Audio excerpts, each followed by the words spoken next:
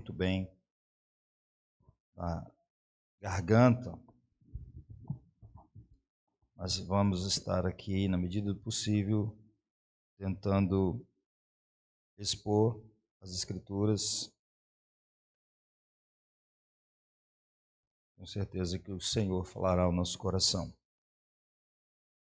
Como o presbítero bem deixou claro, foi tudo bênção, tudo para a glória de Deus. O Senhor trabalhou de uma forma extraordinária e, de fato, nós estamos felizes com tudo que o Senhor fez, estar a fazer e continuará a fazer para a glória do nome dEle.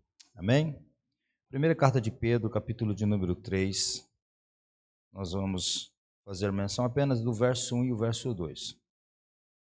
Hoje nós vamos começar uma nova perícope aqui, um novo bloco, e que vai até o verso 7, mas eu tenho certeza que nós não iremos conseguir exaurir tudo, né, em uma única ministração. Então nós vamos por parte aqui, mesmo porque a gente precisa contextualizar algumas informações aqui, e por essa razão nós vamos estarmos tendo por base apenas o verso 1 e o verso 2, nesse primeiro momento. Primeira carta de Pedro, capítulo 3, o verso 1 e o 2, diz assim: Do mesmo modo, mulheres, sujeite-se cada uma a seu marido, a fim de que, se ele não obedece à palavra, seja ganho sem palavras, pelo procedimento de sua mulher. Verso 2 dizendo: observando a conduta honesta e respeitosa de vocês. Ok? Apenas esses dois versículos.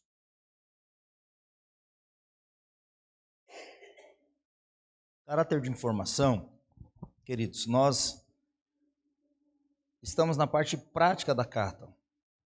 E nos nossos encontros anteriores, nós começamos a abordar e falar sobre os deveres do cristão, os deveres sociais do cristão. Pedro vai então trazer não apenas a doutrina, o ensino, mas também a maneira de como aqueles irmãos a quem ele escreve coloca ou vem a colocar esses ensinos em prática. Nós já sabemos aqui, vou repetir para que memorizamos, né? Os irmãos a quem Pedro se endereça, ele escreve essa missiva, são os irmãos que estavam em 5 províncias romanas, estavam enfrentando muitas perseguições e provas.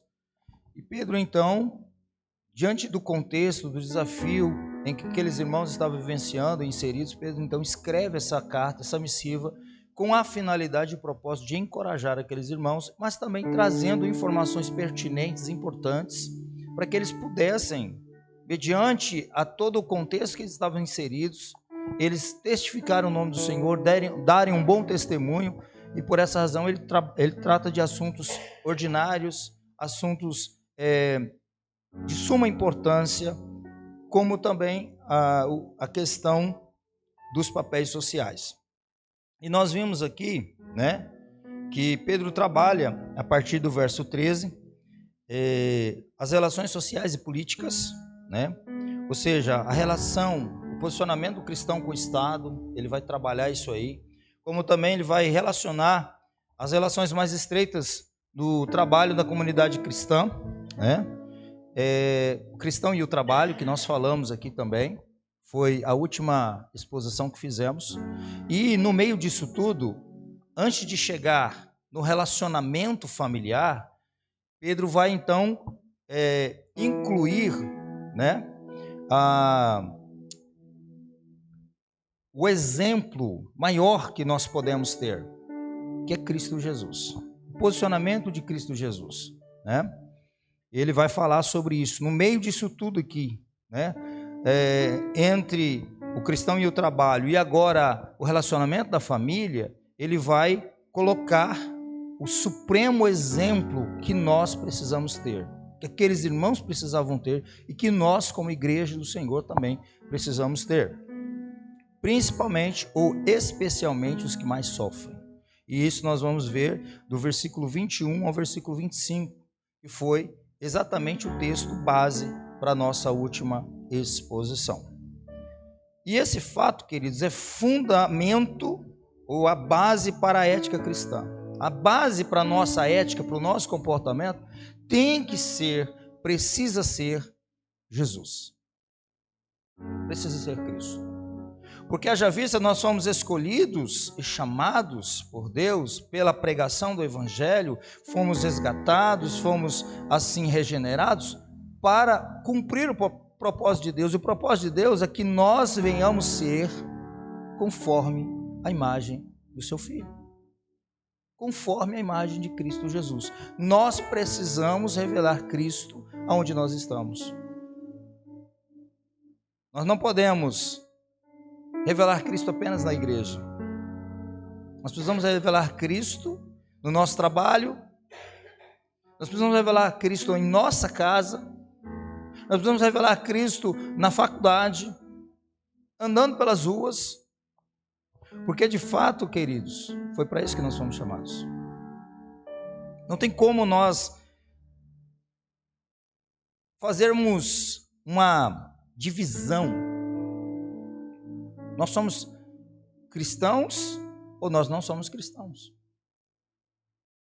E aqui a intencionalidade de Pedro é para mostrar isso. Olha, embora vocês estão sendo perseguidos, vocês estão sendo vilipendiados, mas vocês são diferentes. Vocês têm que se comportar de uma outra maneira. E isso em todas as esferas da vida de vocês. Porque o modelo, paradigma que nós temos é Cristo e a sua palavra. E aí, queridos, esse é o fundamento para a vida ética, ou para a ética cristã. Não é uma série de regras apenas a serem cumpridas, mas o segmento de Jesus Cristo, pautando por seu exemplo e a sua conduta.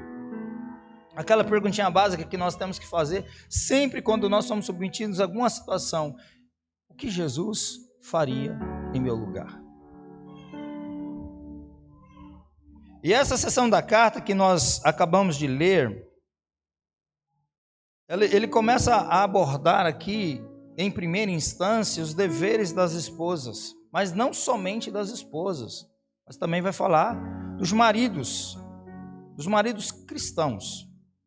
E é bastante parecida essa instrução de Pedro com algumas outras seções, tanto das cartas paulinas, ou seja, das cartas de Paulo, sobre o mesmo tema. E o problema aqui, sabe qual que é? A palavra submissão ou sujeição. Eu já disse aqui, quando fiz exposição em Colossenses, que essa palavra é uma palavra que ela é demonizada nos dias atuais que nós vivenciamos. E criou-se um estigma, né? E aí, para muitos que não entendem a definição correta dessa palavra, de sujeitar-se, de submeter-se, por causa das ideologias predominantes, das cosmovisões que muitos têm em relação a esses movimentos que se levantaram e surgiram no mundo e no país, deixam de viver aquilo que o Senhor tem de melhor para nós como cristãos, porque aí o nosso modelo deixa de ser a palavra, passa a ser o modelo e o conceito que o mundo oferece, que a cultura oferece.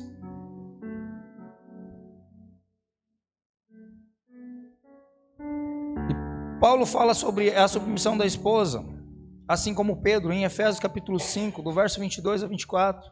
Ele fala isso em Colossenses 3,18, em 1 Timóteo 2, do 11 ao 15. Mas também ele fala do amor do marido. Em Efésios 5, 25, assim como aqui, Pedro fala no verso 7. No verso 7, capítulo 3, Pedro fala assim, ó, do mesmo modo, e interessante que ele usa assim, ó, do mesmo modo, fala com as esposas, porque ele está se referindo à sessão anterior. Olha, no verso 25, do 23, né? Quando insultado, o exemplo de Jesus, do capítulo 2, não revidava, quando sofria não fazia ameaças, mas entregava-se àquele que julga com justiça. Ele mesmo levou em seu corpo os nossos pecados. Depois que ele dá o exemplo de Jesus, ele diz assim, do mesmo modo. Aí ele vai às esposas. Do mesmo modo. Tendo a mesma maneira de agir, de entender o valor dessa sujeição, vocês, do mesmo modo, sujeitem-se cada um a seu marido. E aí, no verso 7 do capítulo 3, ele se dirige aos homens e diz assim, do mesmo modo.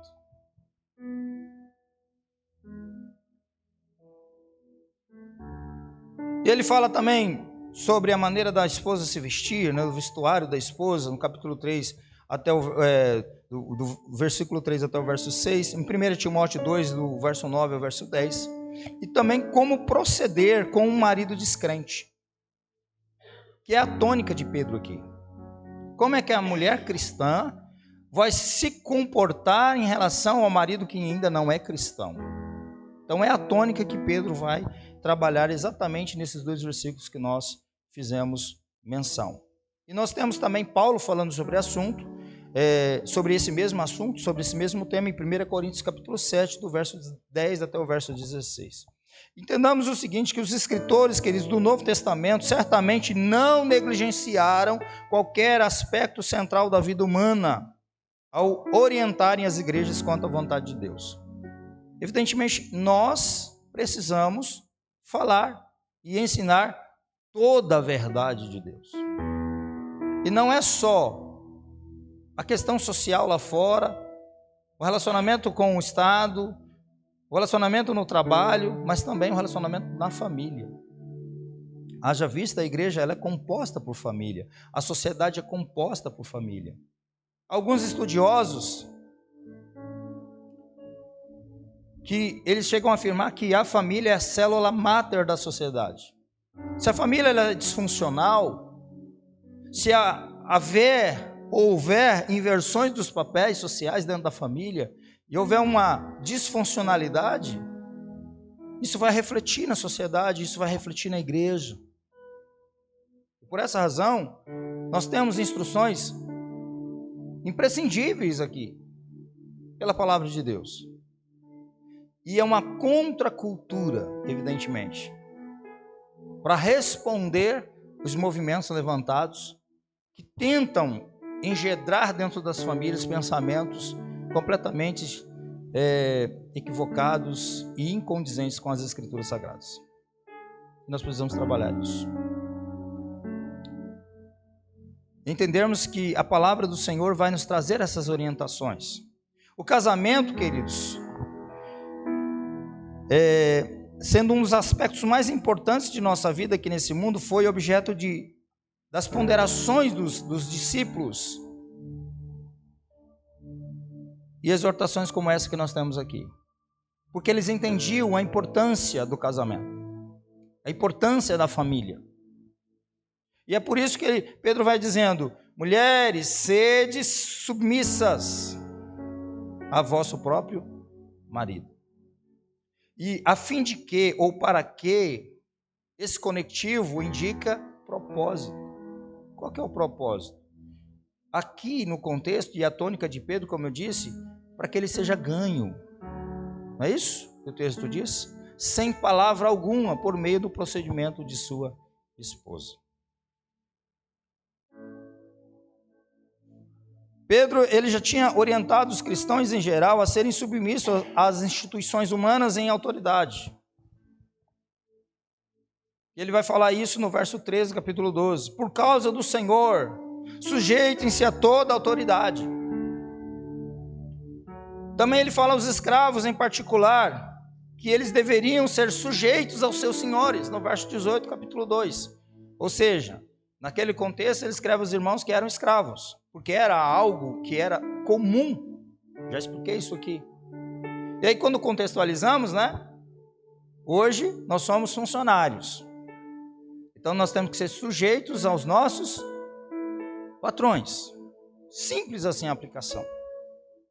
E continuando nessa mesma linha de instrução petrina, ele agora se dirige às mulheres cristãs, as quais igualmente, ou do mesmo modo, que é o que ele diz, igualmente, ou semelhantemente, ou do mesmo modo, deveriam devem ser submissas a seu próprio marido. Conforme já vimos aqui, né, nessa parte prática da carta, a submissão, né, da mesma maneira que nós já vimos aqui, a submissão às autoridades constituídas por Deus sobre a vida dos cristãos era um dos mais poderosos testemunhos que poderiam proporcionar à sociedade hostil em que viviam.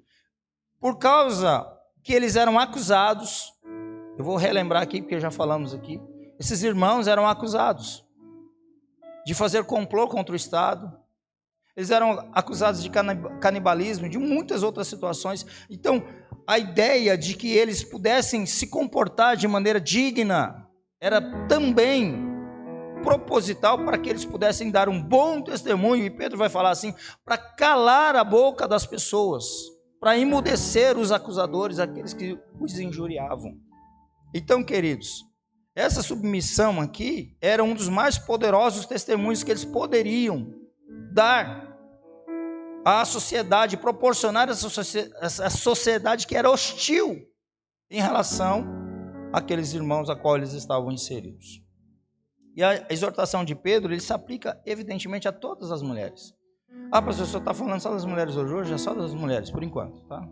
Tenha paciência, que nos próximos a gente chega nos homens, tá bom? Vamos combinar assim? O senhor está falando das mulheres, mas eu tenho que seguir a simetria do texto.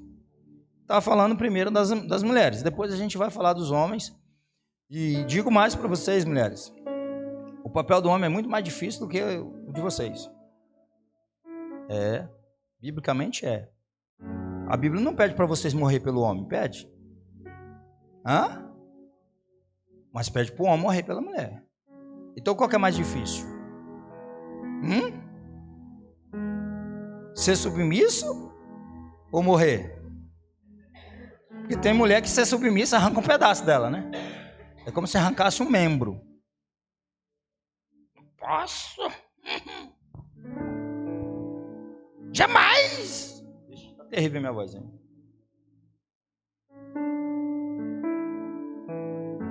Mas o varão tem que morrer. Aí a mulher quer um homem que morre por ela, mas não quer ser a mulher que é submissa, fica difícil. Ou a gente é uma coisa e tem aquilo que realmente, que vem como consequência, ou nenhuma das duas.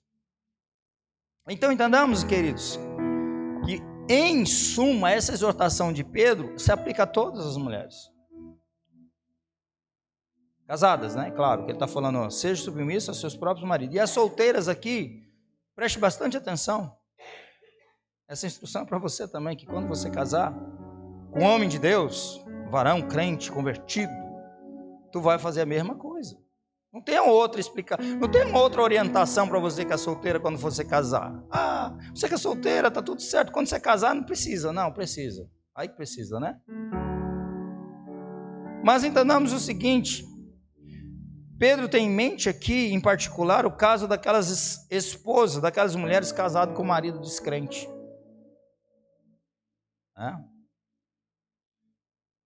Por isso que ele diz assim, do mesmo modo, mulheres, sujeitem-se cada um a seu marido, a fim de que, ou para que, propósito, se ele não obedece à palavra, seja ganho sem palavras pelo procedimento de sua mulher. Então ele tem em mente aqui, especificamente, em particular, o caso dessas mulheres. Por que, queridos? Evidentemente que, culturalmente falando, a situação da mulher na antiguidade era bem diferente da posição do homem. E também bem diferente da posição que a mulher desfruta hoje, nas modernas sociedades ocidentais. Ela não tinha alguns direitos básicos, por exemplo, não tinha uma existência independente do seu marido, ela dependia dele para tudo, não podia tomar decisões próprias. Então, eu estou contextualizando vocês. E nesse contexto, a mulher vivia debaixo do capricho do pai, quando era solteira, e depois do capricho do marido, quando casava. Pai e marido tinham direito de vida ou morte sobre a mulher. Olha que coisa. O marido podia dispensar a esposa por qualquer motivo. Entenda que eu não estou falando de um contexto cristão, estou falando da cultura no qual eles estavam inseridos. Tá? A educação das mulheres se limitava às prendas domésticas. Ela tinha que aprender só a fazer aquilo que é o basicão da casa, né? Tudo ali era exatamente isso. Casar-se para algumas era uma necessidade para sobreviver. E até num contexto, né, da nossa realidade cultural brasileira, em alguns aspectos, em alguns lugares, algumas mulheres casaram não porque queria ter uma família, não, queria ter um esposo, casava para vazar da casa do pai, que não aguentava, né, a situação. Né? Aqui tinha situações assim similares, parecidas, dentro do contexto em que Pedro escreve a esses irmãos, essas irmãs, essas esposas. E se maltratadas, recebiam quase ou nenhum tratamento ou apoio. Quero compartilhar com vocês algumas ideias aqui que alguns tinham, né, em relação à mulher em si.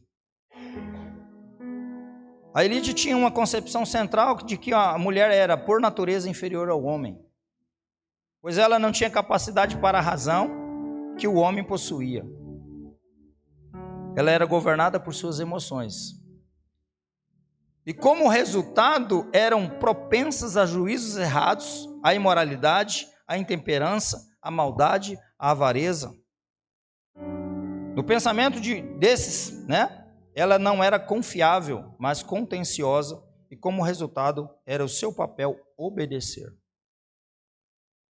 Claro que Pedro não está tratando dentro dessa mesma cosmovisão. E a gente vai entender aqui.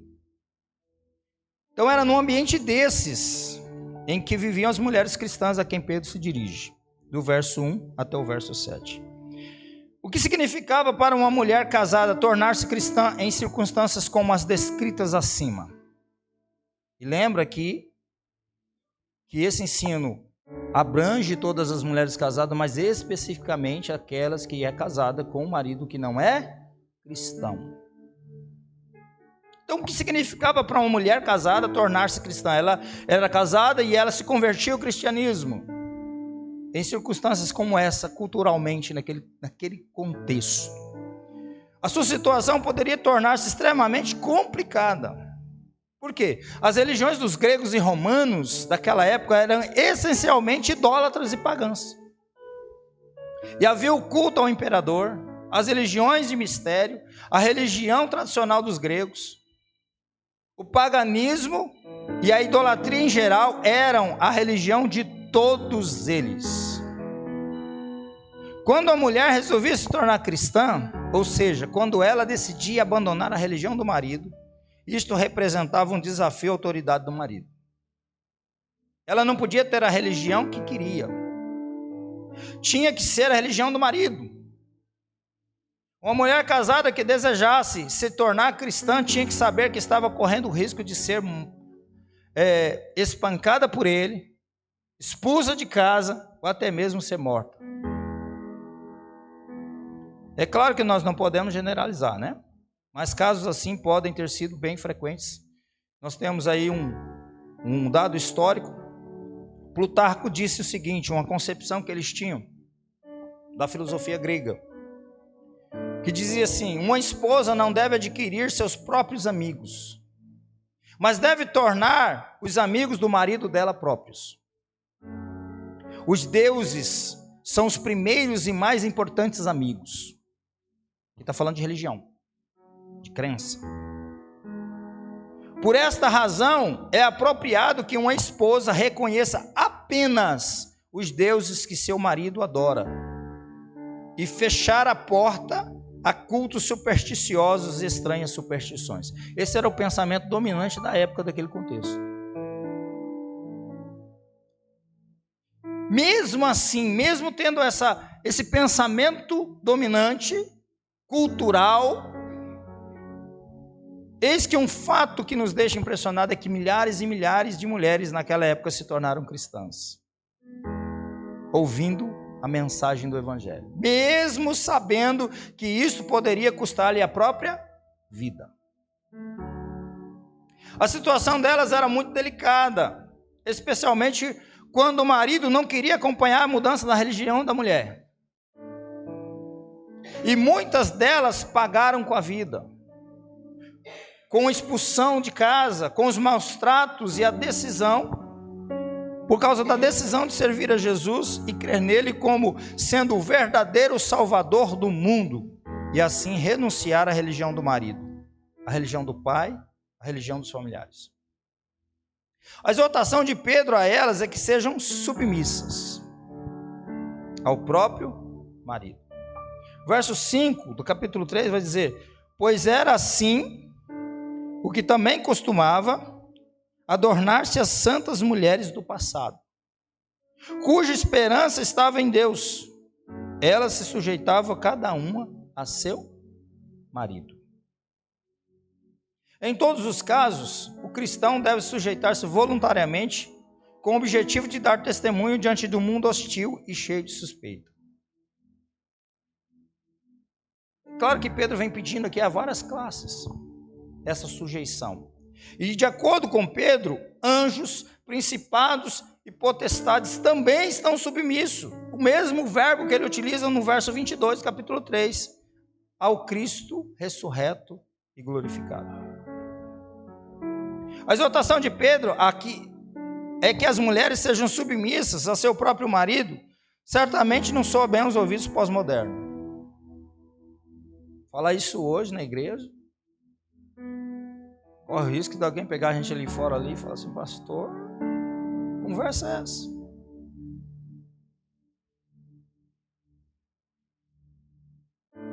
Porque, como eu disse, demonizar o termo submissão e sujeição virou algo terrível, porque há falta de clareza.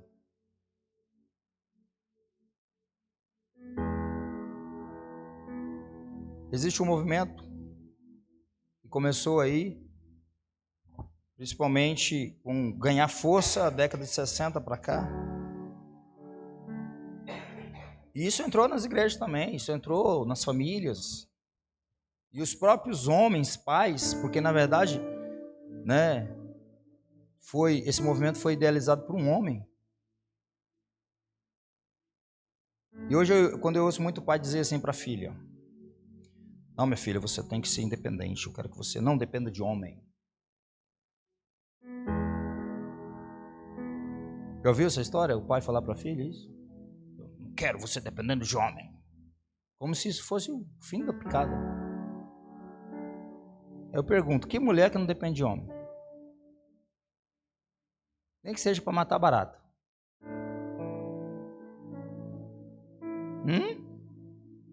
Eles são completamente independentes, nem o homem é, né? Então há uma disfuncionalidade dos papéis por causa da cosmovisão cultural, do entendimento, e um movimento chamado feminismo. Tem muitas mulheres querendo ser feministas, querendo ter direitos iguais. Direitos são iguais mesmo. Direitos básicos são iguais, mas tem coisa que a mulher não tem condição psicológica, emocional, física para fazer. Ela precisa entender os limites dela. Que na verdade esse movimento é idealizado nos quintos dos infernos. Porque, em suma, ele visa a erradicação do homem, a castração do homem, a emasculação dos homens. É por isso que nós temos uma geração de homem frouxo.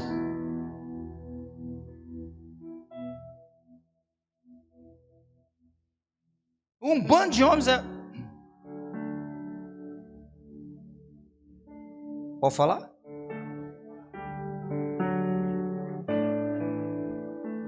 Que não lidera a sua família. Que bate no pé e diz: pode contar comigo, toma, né?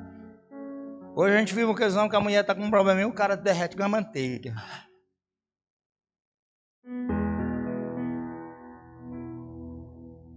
Homem chora com homem, viu? Você chora escondido da mulher, vai tomar banho, e você chora. Porque o homem também chora, viu? Mas tem um lugar certo de chorar, onde chorar e como chorar. Tem uns pais de pet aí, né? Que era uma geração de pai de pet. Os trens bagalhados. Que até as mulheres estão querendo casar hoje, olha assim, meu Deus, tá difícil. O mercado tá ruim. Eu quero um homem. Mas olha assim e fala assim, meu Deus, o que é isso? É um espécime que está em extinção, viu, gente? Mas voltando para cá, fecha o parênteses. Criaram essa ideia para... Por isso que a gente está tendo muito homem aí castrado, emasculado, tolhido dentro da casa, por causa de mulher que está fora do seu papel. Porque vê a submissão como algo do Satanás. E não é bíblico. A Bíblia está dizendo, sede submissas. E o que é ser submissa? Submissão. Quem é que tem a missão? O homem. Quem é que lidera? O homem. A mulher está abaixo dessa missão. Não é debaixo do pé. Porque a ideia, quando fala de submissão, eu não quero o homem mandando em mim. Você não quer o homem mandando, você não casa. Fica sorteiríssima da Silva.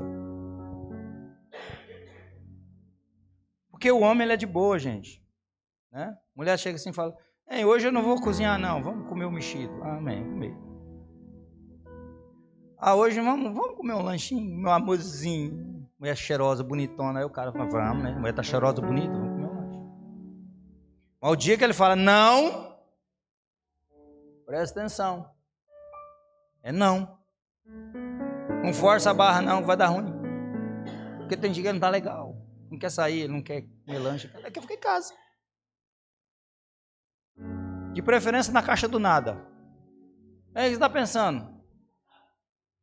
Tem mulher que não, o homem está quieto e a mulher fica fuçando, né? Caçando. O que você está pensando? E ele fala nada. Gente, é nada mesmo.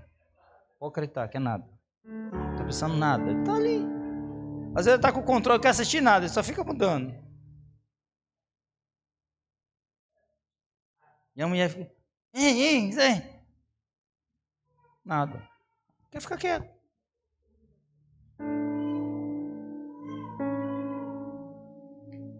Fecha esse parênteses, vamos voltar para cá. Então falar sobre isso, né? Nos dias odiernos, é difícil. É um desafio. Não sou muito bem para muitas mulheres e jovens hoje, né?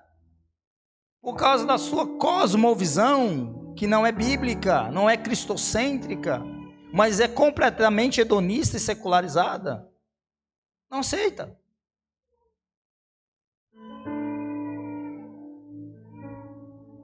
Para muitos o conceito de submissão inclui o quê? Humilhação, inferiorização e desigualdade. Não é.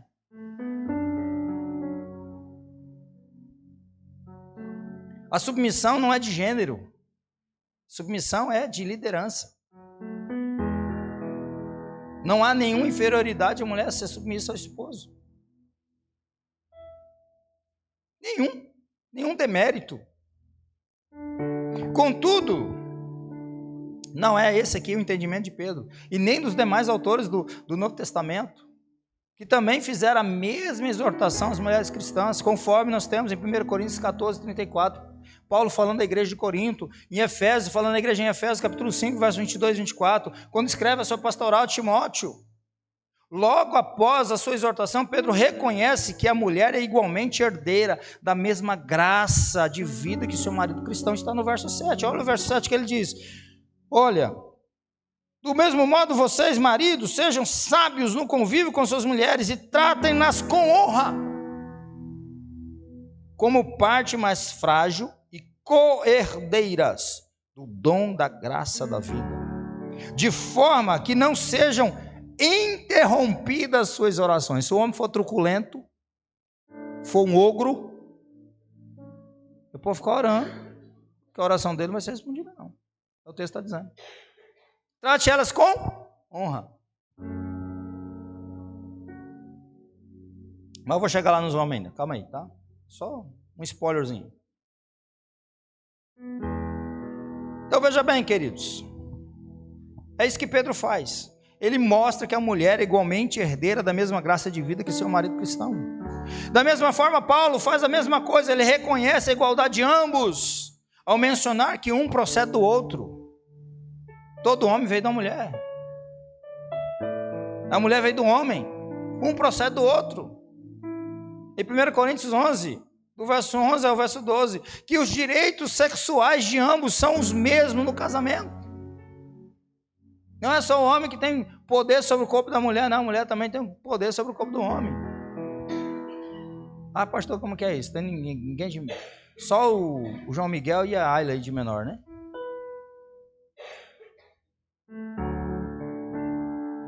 Porque essa questão da sexualidade do casamento ficou um tabu também, né?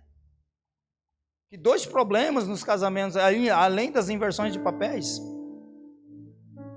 que é a tônica dos divórcios, que é o quê?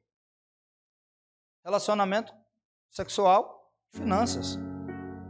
A Bíblia diz que tanto um tem um direito, tanto o homem tem um direito no corpo da mulher, como a mulher tem um direito no corpo do homem. Quer saber quando seu esposo quer namorar você, irmã? Coloca o dedo debaixo do nariz dele assim. Se estiver respirando. Mas mesma coisa, porque hoje, irmão, tem homem dando dor de cabeça. Antigamente era a mulher que dava dor de cabeça, né? Pode dormir, então, uma dor de cabeça, meu bem. Hoje tem homem dando dor de cabeça, mas a mulher tem o mesmo direito. Se o homem não tiver muito afim, a mulher estiver querendo, tu tem que se avexar, meu filho. Mesmo direito. Como tu quer, ela não tem, às vezes ela está cansada, ela trabalhou o dia todo, ela não está muito legal, mas ela não vai lá e fica contigo, abençoado. Mesma coisa. Mesmo direito. A Bíblia que diz. Tá bom, né? Deu para entender, né? Tá bom. Os direitos sexuais de ambos são os mesmos, bem como o mesmo direito de requerer separação em caso de abandono obstinado. Por que ele está falando aqui? Abandono obstinado. É no caso, no contexto de um dos cônjuges se converteu ao cristianismo e o outro não. Aí ele chega para a pessoa e diz assim: se você não parar de ser crente, eu vou largar você. Acontece, viu? Aí tem mulher ou tem homem que fala assim: se eu não deixar de ser crente, senão minha mulher vai embora de casa. Nesse caso aqui, a Bíblia mostra que é uma exceção. Cristo Jesus, não abro mão. Se você não quiser, vai com Deus. Fica difícil o cara aí, né? Mesmo direito que a mulher tem, o homem também tem. Então a submissão, estou dando esses exemplos para mostrar que a submissão não é de gênero. A submissão é na liderança. Quem tem a missão de liderar, de dar um norte, é o homem. A mulher está ali para ajudar. Porque é ela que vai desenvolver tudo, ela que vai facilitar tudo. A mulher de Provérbios 31, ela levanta, ela dá ordem aos empregados, ela faz um monte de coisa. Não é isso que a mulher faz. Você já viu, irmãos, que a gente não tem condição de fazer o que a mulher faz? A mulher coloca a panela no fogo, ela faz chapinha, e ela limpa a casa, e ela grita com o moleque, ela manda o cachorro sair. O homem, se ele for fazer um trem só, dá ruim, tem hora. Se você colocar um homem para cuidar do leite, capaz de derramar. O homem faz uma coisa de cada vez. E se você ficar conversando muito com ele, pronto, você atrapalha o abençoado na missão dele. Mas ele tem a responsabilidade de apontar. Igual que eu já vou aproveitar que estou falando, né? Dia de culto mesmo. Quem é que tem que ficar esticando para vir para a igreja? Porque tem casa que é a mulher que fica: meu bem, você vai para a igreja hoje? Hein, meu bem, que roupa que você vai querer usar? Ou a mulher já vai lá, tem que... Não, quem tem que falar é o seguinte: tem um monte de menino? Quem é que fala? Opa, galera, o culto é 7 horas. Tomar banho, porque tem uns moleques que entram no banheiro meia hora, né? Casa que tem muita mulher, gente, eu sou desse. Jesus. Eu deixava para mim nos 47 do segundo tempo, eu terminava primeiro que essa. Porque é tanta coisa que a mulher faz, nem tem que fazer, né? Para ficar, né, bonitinha. Arruma isso, estica para lá, e passa não sei o que, passa umas corridas, e olha de novo, coloca um brinco, tira outro, coloca outro. Então começa cedo, mas quem tem que dar o norte é o homem. Nós vamos para a igreja.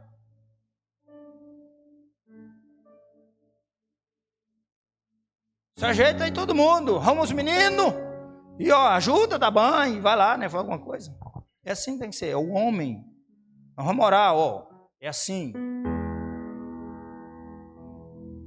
O moleque às vezes está lá derrubando a casa com a mãe e o pai fica assim, Já viu que menino respeita mais o pai, né? Ou não, só lá em casa. A mãe tá falando, tá esgoelando. Eu vou te bater. O moleque tá assim, vem, me bate.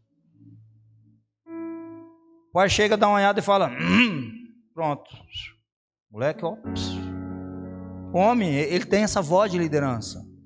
E tem muito homem se omitindo. A submissão é nisso daí, não é de gênero. É na liderança. Quem é que vai direcionar? Quem é que vai sentar e chamar a esposa? Vamos fazer o planejamento familiar aqui, o planejamento financeiro. Quem é que puxa à frente? Você. Tem dificuldade? Pede ajuda. Certo? Mas começa com você, é o varão. Ele que tem essa responsabilidade. E a submissão consiste nisso. Certo?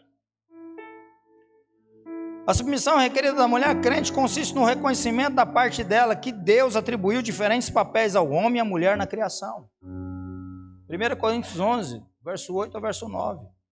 Papéis que se tornaram mais penosos para serem cumpridos depois da queda.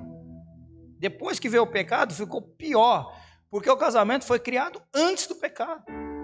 O casamento é a instituição perfeita. Qual que é o problema no casamento? Nós. A instituição é perfeita, Deus que criou. Qual que é o problema no casamento? Os cônjuges, pecadores,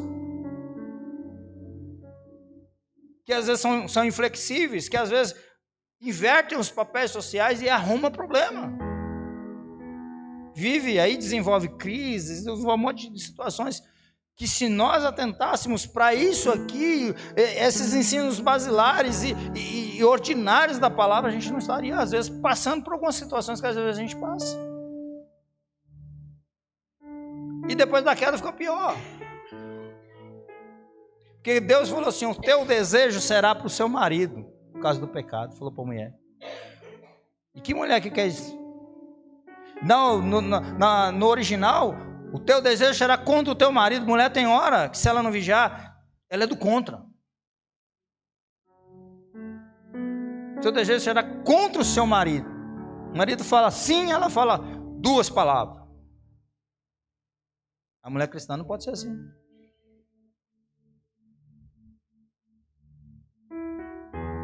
A submissão consiste nisso. E esses papéis, esses tais papéis, refletem o quê? Olha para você ver que coisa linda que é o casamento. E é tão importante. Porque no casamento existe uma correlação, a relação entre Cristo e a igreja. Efésios 5. Paulo, para exemplificar, para ter uma analogia interessante para aqueles irmãos, para falar de relacionamento, ele utiliza o quê? A relação de Cristo com a igreja. E tendo a sua origem que nas relações hierárquicas existentes entre as próprias pessoas da Trindade. Porque o varão é a cabeça da mulher, e Cristo é a cabeça do varão, e Deus é a cabeça de Cristo. Cabeça é que governa, é quem lidera. Ou seja, o homem lidera a esposa, mas ele tem que ser liderado por Cristo Jesus. Amém, queridos? Ele, liderado por Cristo Jesus, ele lidera a sua família.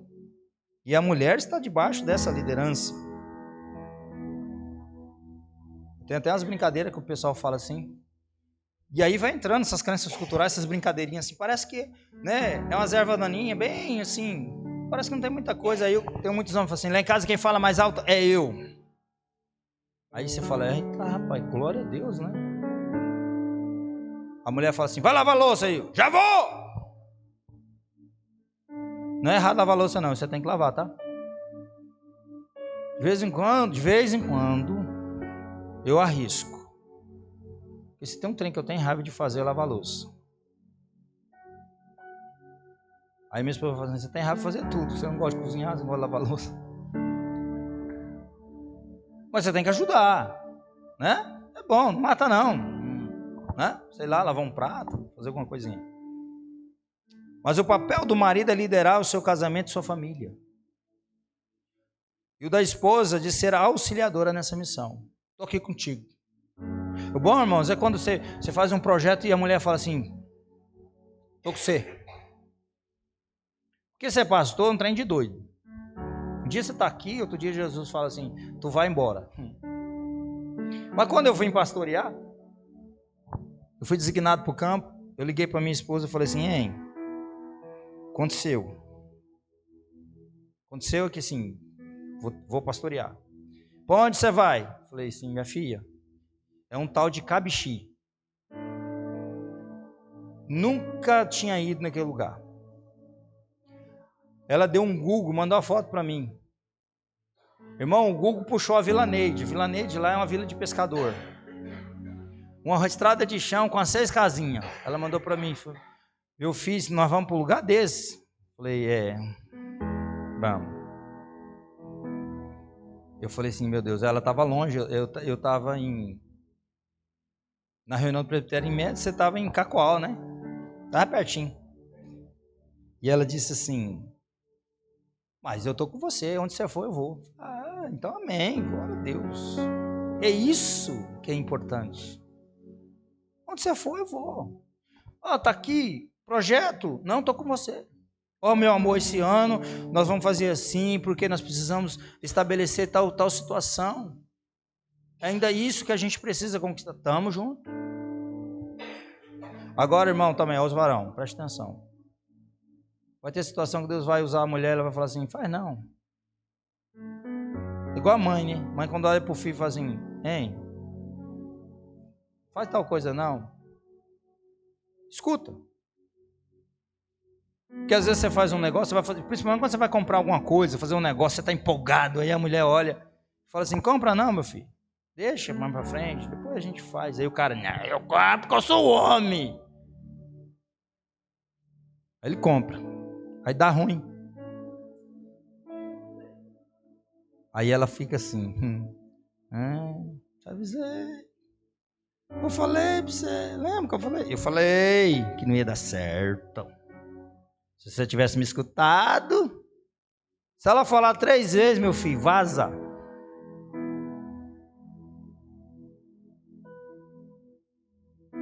Eu já estou fazendo as aplicações tudo junto aqui.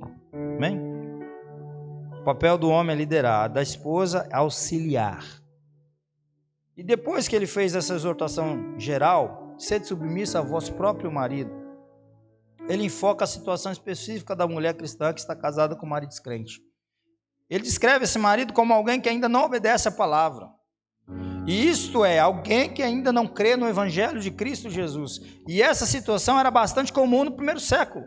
Quando o cristianismo se espalhou pelo mundo gentílico, um dos cônjuges se tornava cristão e o outro não.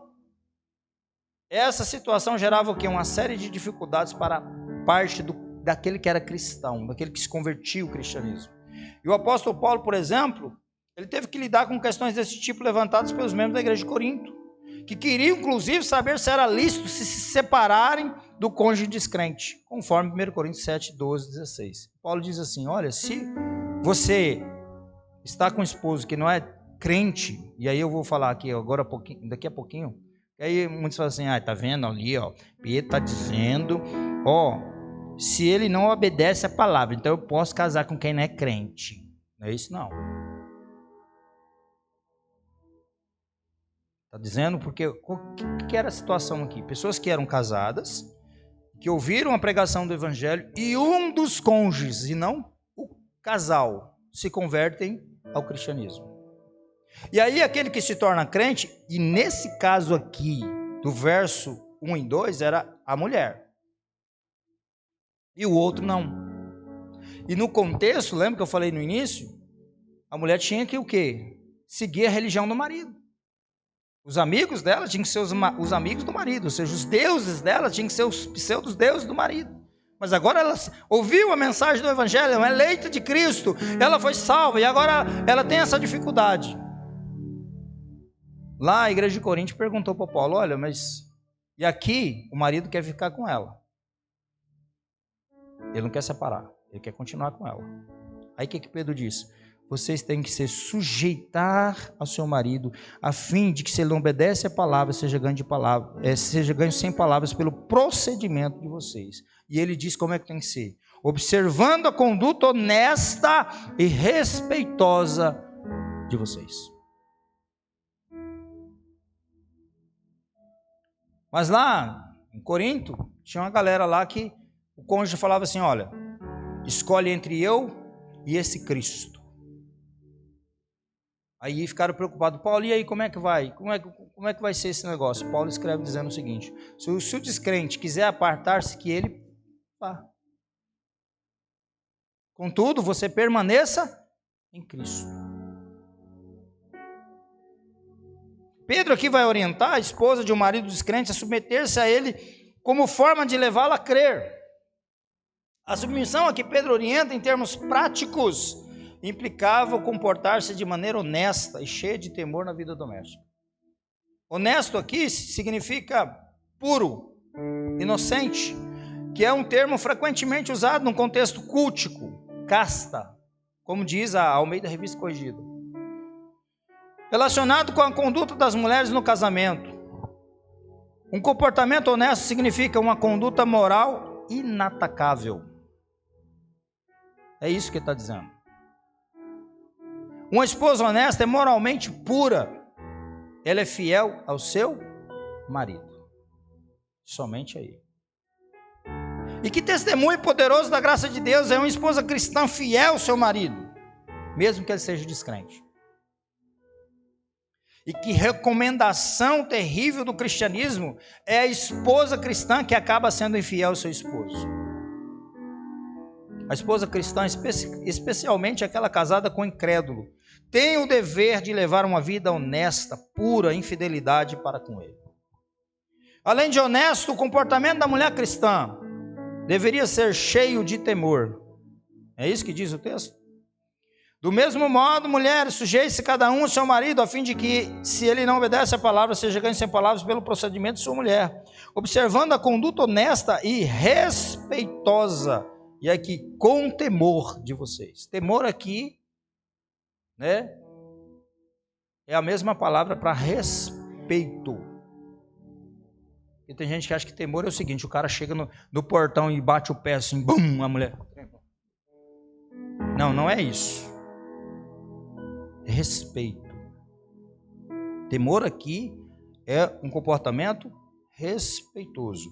A conduta. Conduta é o quê? A maneira que ela vive, que ela age, que ela faz as coisas. Irmãos, a Bíblia diz o seguinte, que é melhor você morar no deserto do que com uma mulher rixosa.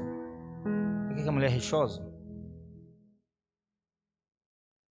Tem mulher que o marido, antes de entrar no portão, ela já está falando. É que você não fez isso, que você fez. O cara passou o dia com a cabeça fervendo. Aí é um dia sim, um dia depois, o outro depois também. Aí o Salomão disse que é melhor morar no deserto. Eu não conheço o deserto, não. Mas eu já vi na televisão, assim, é um lugar assim bem inóspito, né? Bem complicado, né? Deserto, aquele sol. Depois tem aquela tempestade louca, à noite um frio terrível. Ele diz, é melhor morar no deserto que com uma mulher rixosa. Mulher que fica o tempo todo, pá. Tem homem que aguenta um trem desse.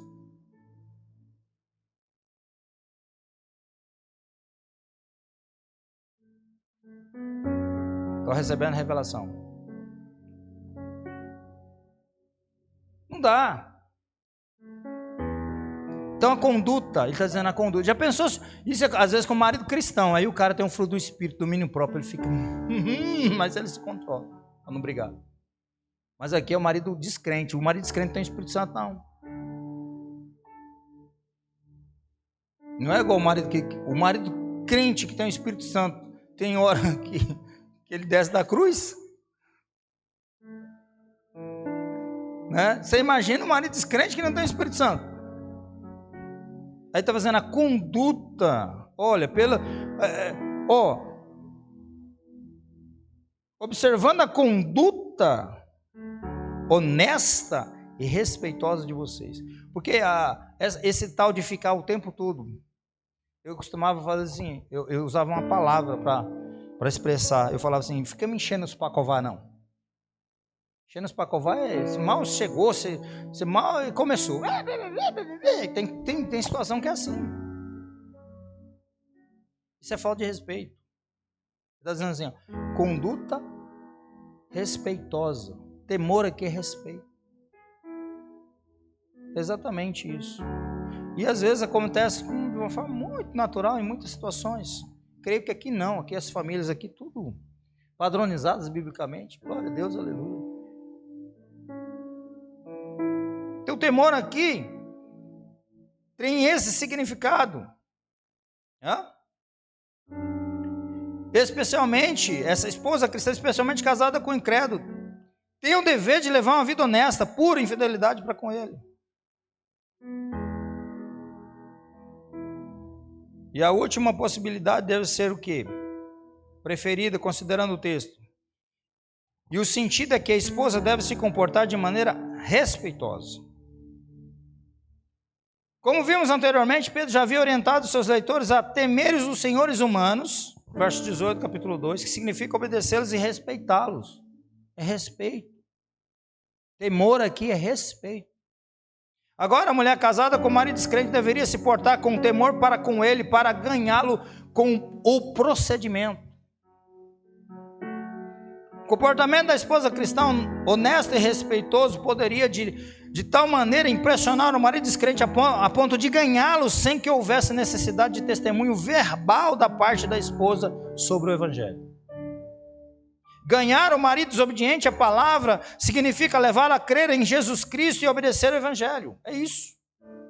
É claro que a esposa é meramente o instrumento pelo qual Deus chama de maneira irresistível o marido. Através dela. Eu vi um testemunho que foi contado por um homem que se converteu a Cristo através da esposa. Ele era um cara difícil, até truculento, não agredia ela fisicamente, mas ele era um camarada difícil. E aquela mulher se converteu ao cristianismo, e aí que ele ficou assim, né?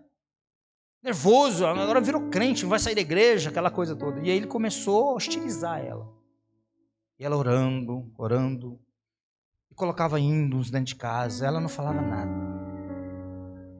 E foi passando os meses, foi passando os dias, e ela fazendo a mesma coisa. Ela não ofendia ele, ela não respondia a ele. Ele falava, ela ficava... Ele chegava nervoso, ela ficava quieta.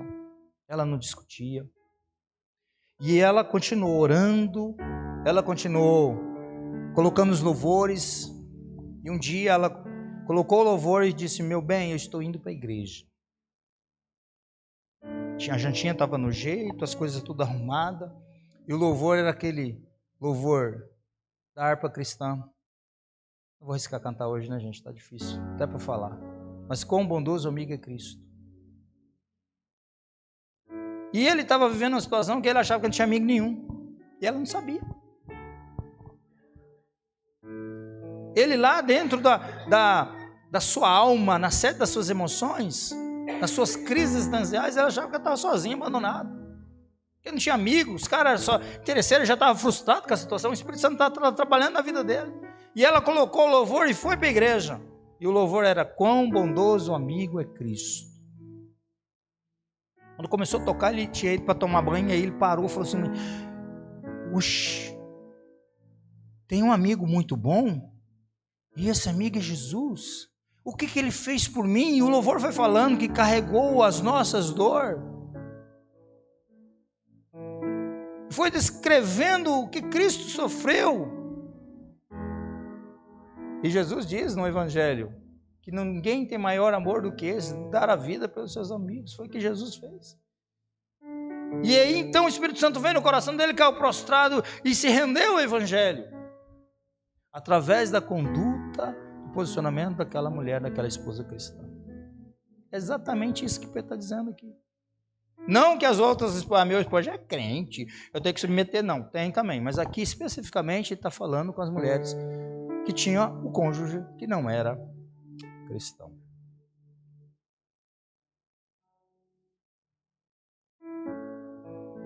O que ele está querendo aqui enfatizar, queridos, é a importância da conduta da esposa para converter o marido incrédulo acerca do Evangelho. E dessa forma, Pedro estabelece uma relação entre aquilo que os cristãos pregam e a conduta deles. As duas coisas são necessárias para ganhar os incrédulos para o Evangelho: pregar e dar testemunho. Ele já havia dito que o procedimento exemplar dos cristãos a ser observado pelos gentios traria o que? Glória a Deus. No verso 12, capítulo 2. E da mesma forma, ao observar o comportamento honesto e respeitoso da esposa, o marido desobediente poderia ser ganho para o Evangelho. Ele está orientando também as mulheres cristãs a não se tornarem um obstáculo à conversão do marido pelas tentativas constantes de ganhá-lo por meio de argumentos, discussões, disputa e até ameaça. Se você não for para a igreja, eu vou largar do você. Tem mulher que se converte e fala isso para o marido, né? O marido vem na força bruta, né? Força do ódio. Não.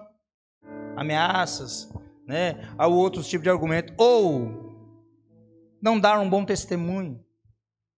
Chega em casa e fala mal da igreja, fala mal dos irmãos. O marido está olhando assim e fala assim: ué, mas ela não está na igreja? Está falando mal da igreja? Falando mal dos irmãos? Como é que eu vou me converter e ir para essa igreja? É disso que Pedro está dizendo. Estou exemplificando para que a gente entenda.